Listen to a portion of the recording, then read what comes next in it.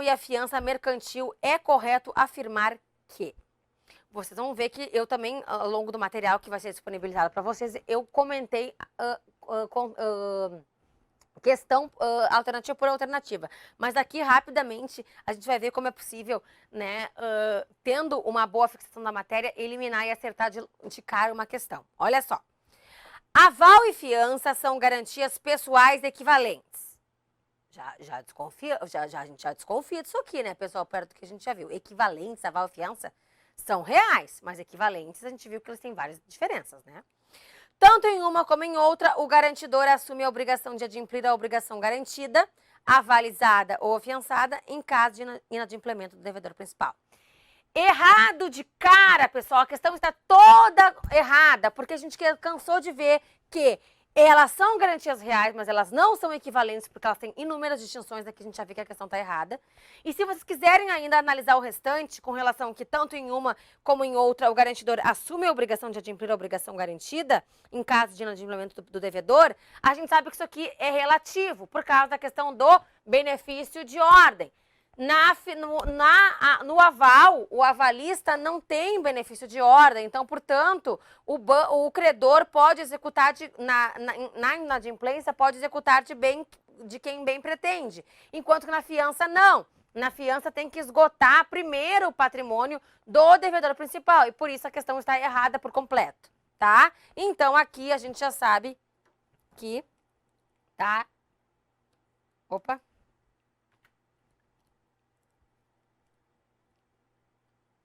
Errado.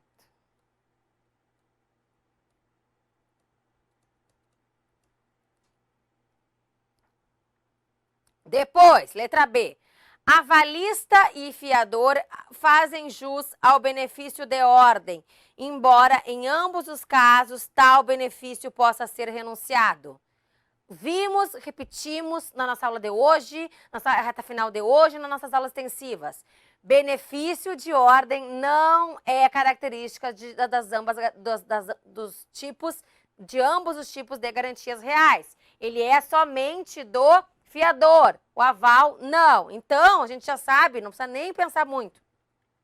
Desculpa, pessoal. Que essa alternativa está erradíssima. Tá vendo como se a gente ficar... memorizar bem a questão do aval da fiança, a gente consegue matar uma questão de forma bem rápida, tá? Depois, uma coisa importante, pessoal, que até tem no nosso material, mas eu não quis repetir aqui.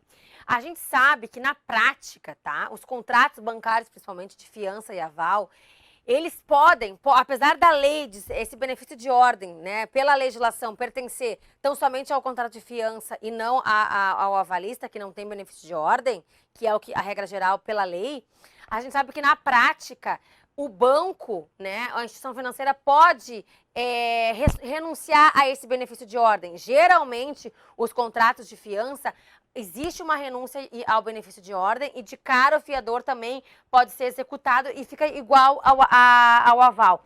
Mas isso não está na lei, isso é uma prática comercial que acontece. Então, se a questão cobrar isso de vocês, a questão vai ter que falar. O fiador renunciou ao benefício de ordem no contrato de fiança, tá? Então, se a questão não falou isso para vocês, regra geral, regra de lei é que somente que o aval não tem benefício, o avalista não tem benefício de ordem. Na garantia real por aval, não há benefício de ordem, somente no fiador. No contrato de fiança, o fiador tem esse benefício de ordem, certo? Muito importante isso aqui. Se for ao contrário, a questão vai ter que dizer para vocês que o fiador renunciou. Tá lá no nosso material também, todo pormenorizado essa questão.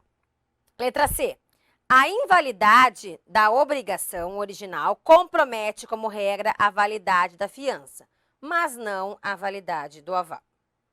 A invalidade da obrigação original compromete como regra a validade da fiança, mas não a validade do aval. Aqui, queridos, eu não sei se vocês lembram que nós vimos pormenorizadamente várias vezes, eles adoram cobrar isso aqui, que está lá no artigo... Está lá no artigo 824, e 899 do Código Civil. Aqui, parágrafo 2º.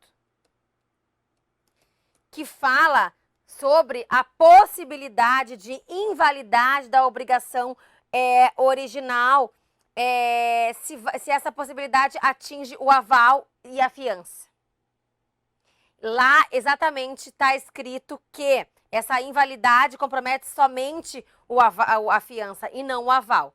Então, essa é a questão certa. E é algo que é muito cobrado. E depois a gente vai só repetir a letra fria da lei com relação a esses artigos. Então, aqui tá certíssimo.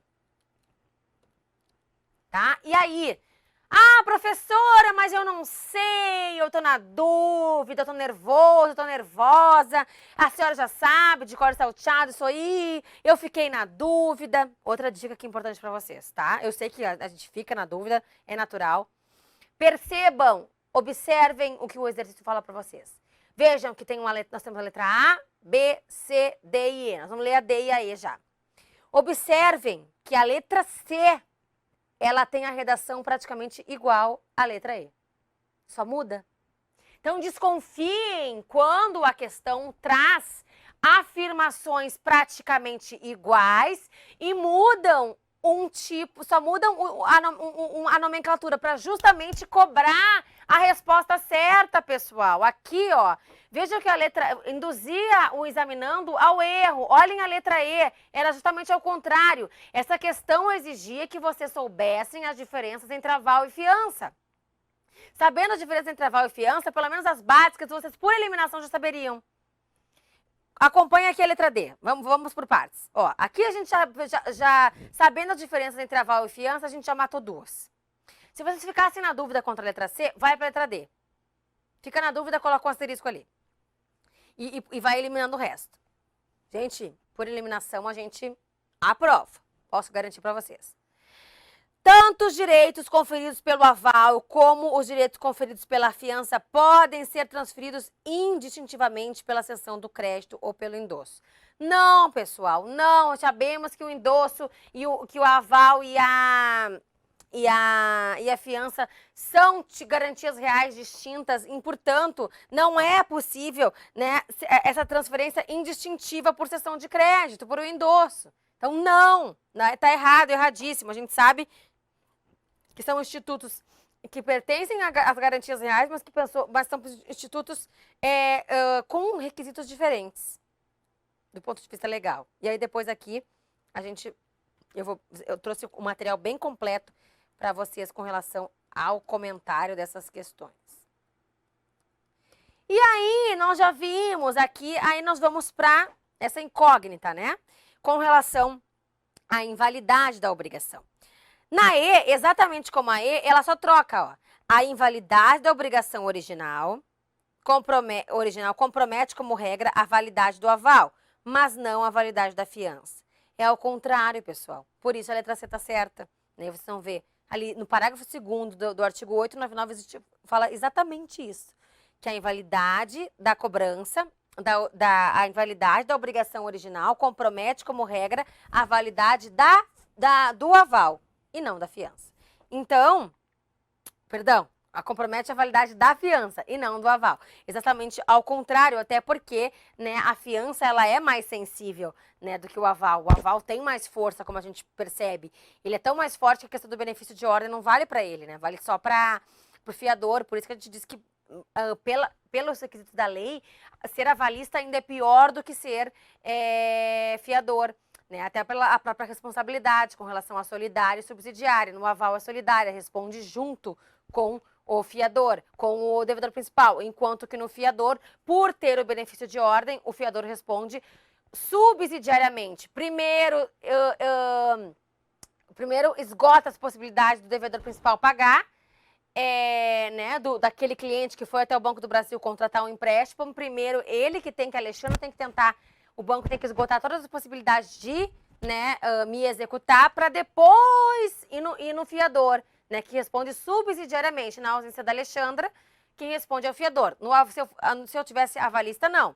O banco não precisa nem tentar esgotar o meu patrimônio primeiro. Vai direto no avalista, sem sombra de dúvida, que o avalista geralmente Se a pessoa ela teve condição de ser tua avalista, ela provou que ela tinha capacidade patrimonial e financeira. Né? Essa é a grande sacada. O banco empresta dinheiro, mas precisa de uma garantia, né? Então, isso é totalmente compreensível, penso eu. Então, aqui, pessoal, errado, porque é ao contrário.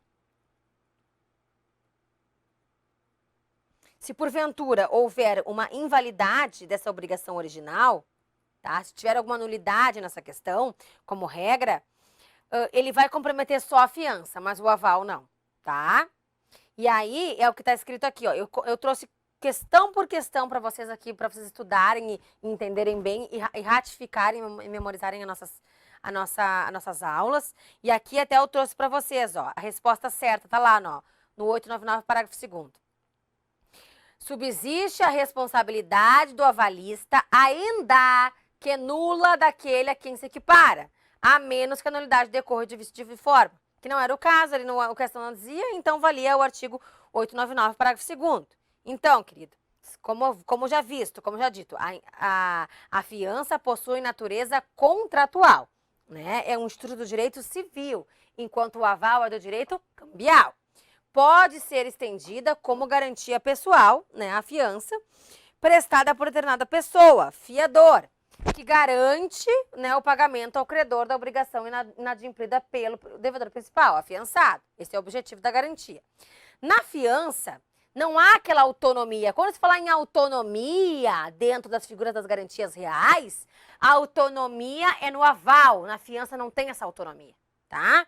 Então, na fiança não há autonomia que existe no aval. A gente viu pormenorizadamente isso nas nossas aulas. Como vimos, no aval, se a obrigação avalizada tiver vícios, isso não se transmite à obrigação do avalista, né? E salvo vício formal, nos termos do artigo 899, parágrafo 2º. Por isso que, né, temos toda essa questão aí. E aí, depois ali, eu trouxe até para vocês a obrigação autônoma do aval ali, respondendo pormenorizadamente cada uma das alternativas para vocês estudarem, né? E aqui eu coloquei, ó, é exatamente a explicação da letra E, né? É a mesma da letra C, né? Então, porque vocês têm que escolher a questão certa. E aí, pessoal, coloco este alerta para vocês quando a questão trouxer essas duas alternativas muito idênticas e onde vocês vão ter que eleger um instituto, né? A chance de ser uma delas é enorme, né? Porque ali demonstra que o examinador quer pegar vocês ali, quer saber se vocês sabem aquele detalhe ali com relação a algum conceito em específico do instituto que está sendo cobrado, tá? E isso vale para toda a matéria no geral, não só conhecimentos bancários, mas como outras também. Por isso que nas minhas aulas eu gosto também de trabalhar questões e modos estratégicos de resolver questões nos concursos, porque a gente sabe que esgotar um edital é quase que impossível. A gente pode até esgotar um edital, mas, né, saber ele, assim, né, pormenorizadamente, está muito afiado, não é tarefa tão fácil, às vezes até o nervosismo nos atrapalha. Então, a gente tem que trabalhar com estratégia, com eliminação, com quadrinho, com questões, e para relembrar e ativar a memória de vocês, sempre rumo à aprovação.